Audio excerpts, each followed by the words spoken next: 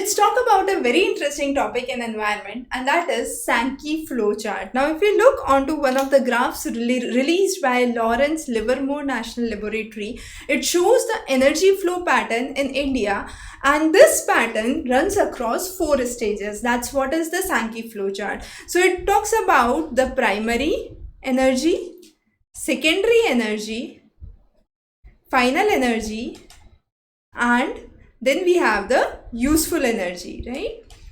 And this useful energy has certain amount of rejected energy. We'll understand how it goes, right? The idea is this flow pattern is not just for India, but it is for most of the nations across the globe. Now, when we talk about the primary source of energy, this is the source from where the energy is actually obtained. So it could be wind, fossil fuels, it could be solar, and so on. So if we look onto the figures for India, the highest proportion is petroleum, coal, and natural gas, that is around 80% dependence on the fossil fuels. We are talking about reducing this dependence on fossil fuels and increasing our dependence on the renewable sources of energy. However, the studies have quoted that solar and wind energy cannot actually take the substantial amount of the energy generation. Now, this primary energy flow goes to the secondary energy. The secondary energy is the energy that is finally transported, and it is good for the purpose of transportation.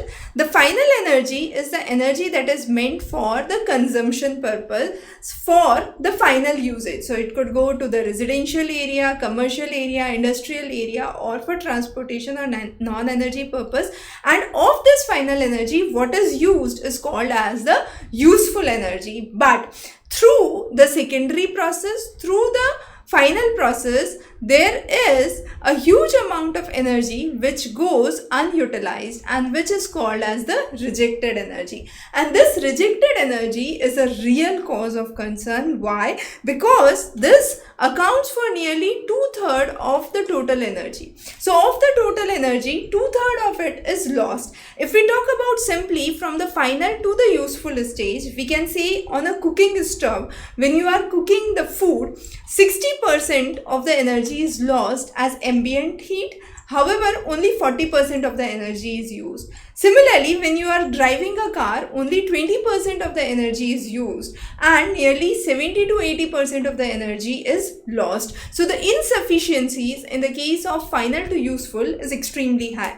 But the same works for energy generation also. Now, energy generation plants are very, very huge, big plants that are there. If we want to stop them, so they actually run 24/7, they have a lifespan of only 20 to 30 years, that's there. And if we stop them and warm that up, even the process of warming up utilizes and releases a lot of heat, and that is where the inefficiencies account for. And this process of electricity generation only itself accounts for 30 to 40% of the losses.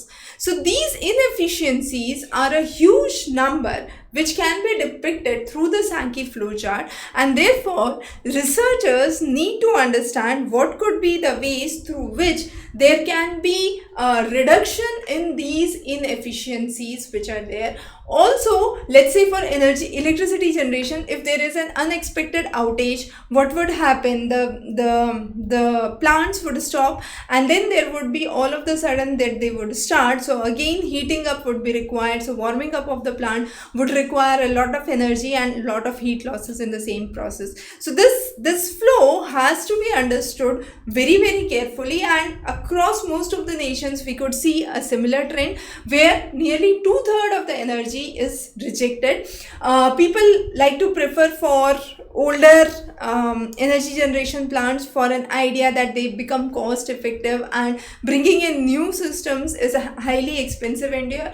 So what they do in this process is they keep maintaining the old ones, and these old plants have further higher inefficiencies as compared to the original ones, which again accentuate the amount of rejected energy which could be seen. So this is about Sankey flowchart, very, very important topic, and even as case study you can insert that as your answer. Thanks for joining in.